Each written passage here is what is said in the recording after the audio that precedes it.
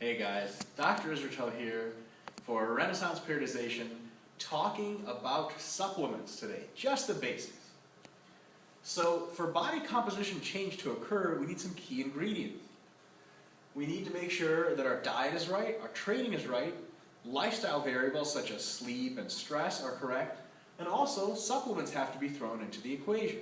But our big question today is which supplements work for sure? Because in the supplements, there are a lot of maybes out there. We can't tell you for sure which ones don't work, but we can definitely tell you which ones work for sure. So, let's look into where supplements fit in the big picture. We have our usual top 4 priorities for body composition change: calories in, calories out, macros, nutrient timing, and of course, food composition. Supplements fall somewhere right around number 5. So, basic nutrition is more important, but once you have that down, supplements can make a small difference in your body composition. And here it is, visually demonstrated. Supplements all the way at the top of that tiny little purple sliver. Do they matter a ton? Absolutely not. Do they matter somewhat? Yeah, they do. So, supplements that work. There are only 5 supplements that I can think of that have been demonstrated to work through broad, conclusive literature, and essentially there's a consensus of literature to support their beneficial use in changing body composition. Let's look at them really quickly. Number 1, whey protein, to be consumed during and after the workout. It also comes with tons of BCAAs, has been shown to improve body composition. Carbohydrate powdered drinks, including Gatorade, you can drink Kool-Aid. There are a variety of advanced carb powders which probably work pretty well. Waxy maize comes to mind. That they are very highly glycemic carbs that if they're consumed intra and post-workout, they tend to enhance body composition and probably worth your money. Number 3, creatine. Creatine is very effective for putting on a little bit of muscle mass at the expense of fat mass and also increasing your performance in the gym. 5 to 10 grams per day for most people of creatine monohydrate is very effective. Stimulants, pre-workouts, most of which are based on caffeine, but there are a variety of other stimulants that work okay, should be taken with a recommended dose, not triple or double or something like that. That can get you in trouble.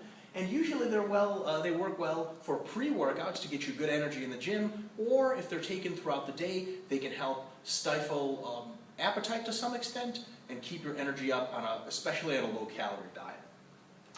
And last and probably least, casein protein, which is good for a long-duration meal replacement if you're planning on not eating for several or multiple hours on end, or for nighttime to decrease how much muscle breakdown occurs and increase how much muscle tissue is built. Casein is probably worth its money as an effective supplement in that regard.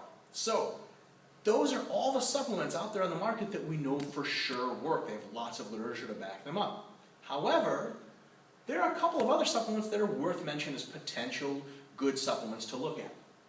Protein blends, proteins that combine egg and whey and casein and a variety of others, tend to work well as meal replacements.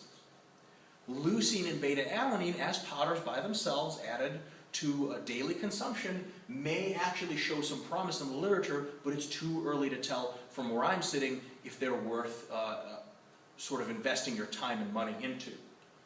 And lastly, combination products can be relatively effective. Gatorade, for example, has a combination high glycemic carbohydrate and whey protein shake that it sells already mixed together, and that can be a pretty good combo as long as the combinations are sensible and nutrient timing is taken into consideration. So, last but not least, some real-world tips to take home about supplements in general. Number 1, if you just started lifting, and I count that in the very long scheme, less than 2 years of lifting experience, and you're asking about particular supplements, you're asking the wrong questions. Focus on eating plenty of food, getting enough protein, getting your timing sensibly oriented, lifting hard and heavy consistently. You don't have to worry about supplements until much later down the road. This happens all the time. So if you're a beginner lifter, worry about eating and training, not about what kind of particular creatine you're taking.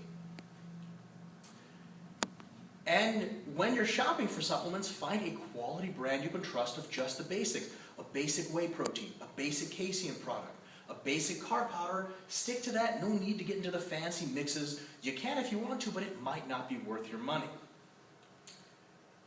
And lastly, stick to the basics, but if you want, feel free to experiment with a new supplement that you've heard good reviews with or your friends say works, maybe a couple of times a year. But if you want the best results from supplements, stick to those 5 supplements we discussed, and you'll be getting your maximal effect for your money. See you guys next time for the next lecture.